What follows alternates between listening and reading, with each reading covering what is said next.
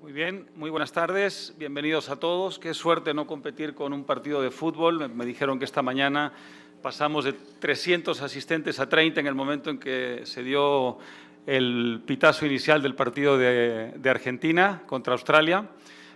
Así que qué suerte no tener que competir con un partido. Por cierto, quienes no lo saben, Países Bajos, Holanda eliminó hoy a Estados Unidos, Argentina eliminó a Australia. Es la noticia más importante del día. La noticia del día. Es la noticia del día. Bueno, muy buenas tardes. En principio íbamos a tener una cuarta panelista, a Paula Quinteros, que por razones de fuerza mayor no ha podido viajar desde Madrid. Vamos a tener luego de la primera intervención de cada uno de ellos un brevísimo vídeo que nos ha mandado desde Madrid, pero en fin, su fantasma nos acompaña y participará en este diálogo, lo cual es una muy mala noticia para ustedes porque significa que voy a tener que infligirles algo más de mi presencia en esta discusión. Yo suelo, cuando soy moderador, inhibirme un poco más porque me parece lo importante es que me reemplacen en el uso de la palabra los verdaderos protagonistas de la mesa, pero en ausencia de Paula me voy a ver obligado quizá a intervenir algo más de la cuenta. Quiero hacer una brevísima introducción y luego pasamos a escuchar a nuestros distinguidos panelistas. Muchos de los problemas de los que hemos estado hablando en los últimos días en realidad tienen un muy antiguo abolengo. Ninguno de los problemas realmente tiene una gran novedad. Todos ellos se remontan a muy atrás. Pueden cambiar, digamos, las tecnologías, pueden cambiar las modalidades, pueden cambiar quizá el ámbito de repercusión de algunos de estos problemas, pero en lo esencial nada ha cambiado. Si uno se pone a pensar en el linaje muy antiguo que tiene el fake news, que tiene la mentira verbal, la mentira como método de comunicación, en realidad es muy antiguo, empezó con el periodismo, en realidad diría que incluso antes que el periodismo, empezó con los primeros rudimentos de lo que podríamos llamar el periodismo. Por ejemplo, en los puertos del Mediterráneo, los marineros, los mercaderes, traían noticias después de sus singladuras, de sus viajes, y esas noticias eran apuntadas por los escribas que luego las iban pasando de mano en mano, y es muy fascinante. Hay libros que rastrean un poco esa historia, y por supuesto la mitad de lo que contaban esos escribas, basado a su vez en lo que contaban esos marineros, era mentira.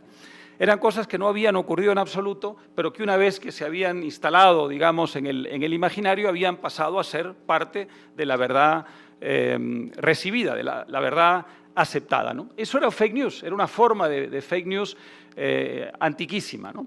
De manera que, como digo, tenemos una muy antigua historia que en cierta forma convierte a la comunicación en un espacio de lucha, de combate, de forcejeo permanente entre la verdad y la mentira.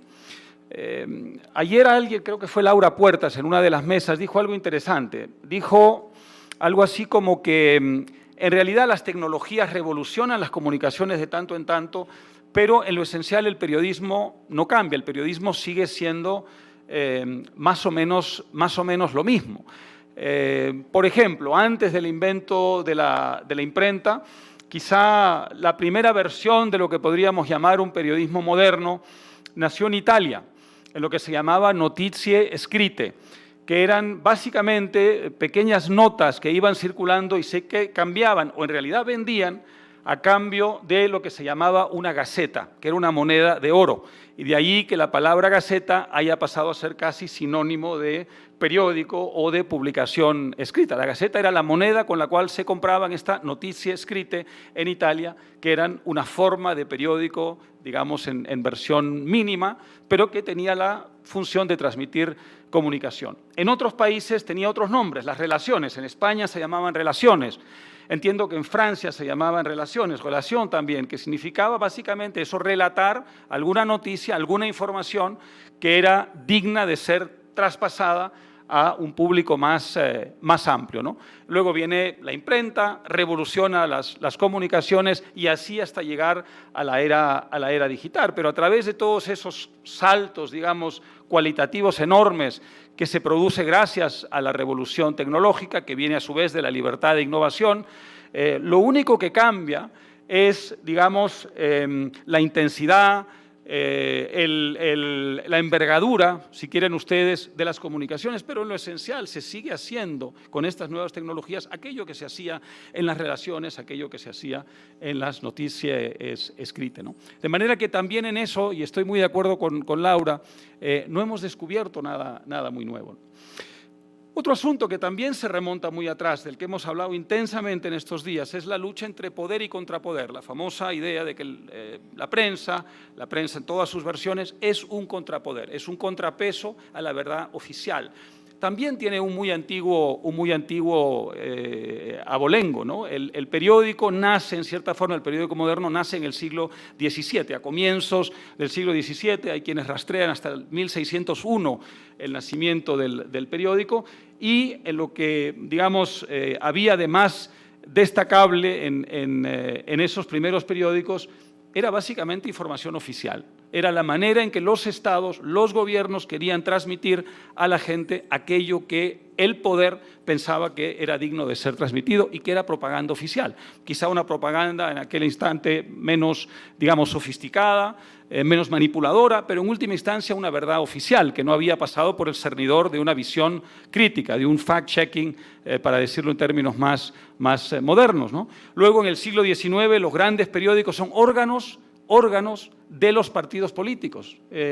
Muy importante, después de la Revolución Francesa, en Francia surgen periódicos que son órganos de los partidos, que son voceros de los partidos, es decir, que son verdades oficiales, que lo que buscan es transmitir un punto de vista que no es objetivo, que no es informativo, sino que es propagandístico. A lo mejor propaganda de alto nivel, a lo mejor propaganda que contenía un germen de verdad, pero una verdad oficial que representaba a un partido político, ¿no? Y así hasta llegar, por supuesto, a los horrores del totalitarismo del siglo XX, las grandes manipulaciones de masas del nazismo y del estalinismo, y los estalinismos, querida Joanny, que todavía sobreviven en algunas partes del mundo, ¿no? Pero así como a lo largo de 4 siglos, desde el invento del periódico, más de 4 siglos, hay un ejercicio de verdad oficial, hay exactamente lo contrario también, es decir, un esfuerzo de contrapoder, un esfuerzo de antipropaganda, que tiene que ver con, en muchos casos, el enorme sacrificio de personas heroicas que estaban dispuestas a enfrentarse a la verdad oficial y pagar un precio muy alto por ello, ¿no?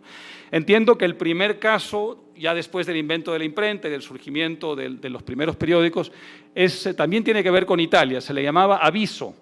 Y los primeros avisos básicamente eludían la censura.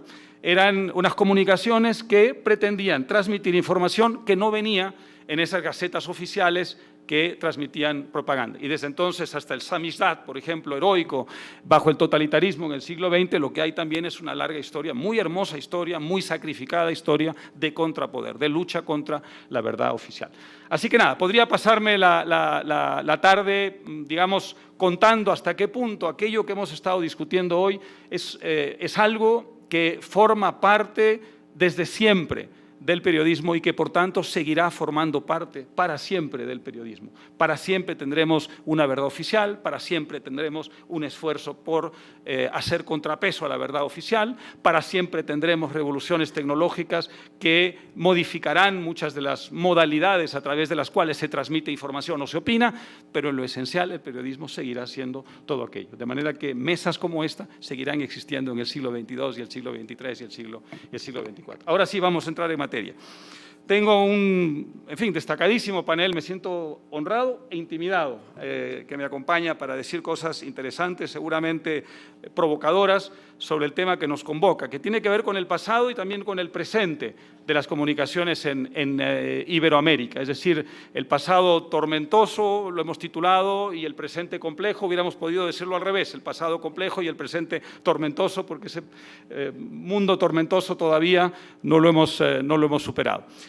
No voy a hacer una larga introducción sobre cada uno de ustedes, el programa lo conocen ustedes, lo tienen allí. Mencionaré rápidamente que, por supuesto, Joanny Sánchez es una de las grandes figuras del periodismo iberoamericano. Ella es fundadora de 14ymedio.com en Cuba, que es una publicación digital, una persona que con gran valor ha enfrentado la verdad oficial, ha hecho aquello de lo que estábamos hablando y aquello que gentes que vinieron antes que ella hicieron a lo largo de los últimos siglos. Así que es un gran honor, querida Joanny, tenerte aquí y volver a verte después de un cierto tiempo.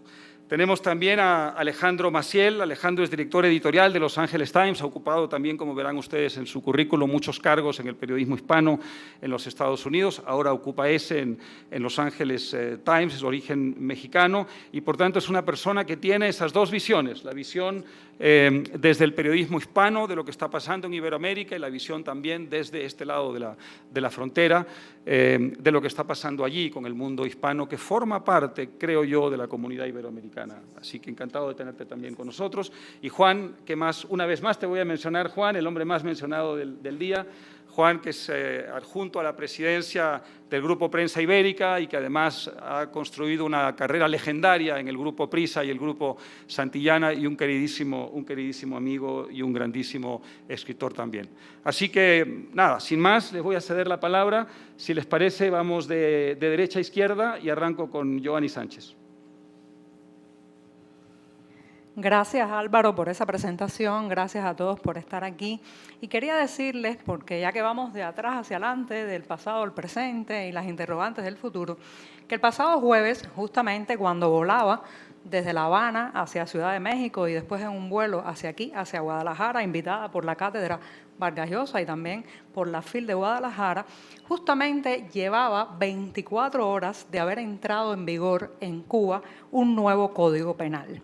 Un nuevo Código Penal que no solamente al comenzar a regir este 1 de diciembre o 1 de diciembre amplía la cantidad de causas por las que un cubano puede ser condenado a muerte, no solamente penaliza aún más lo que podemos llamar la protesta popular bajo delitos como el escándalo público, sino que si uno criba y hace un filtrado de ese Código Penal, va a encontrar al gran damnificado, va a encontrar a la víctima principal de ese nuevo marco legislativo, y es el periodismo independiente, la información y el libre flujo de noticias.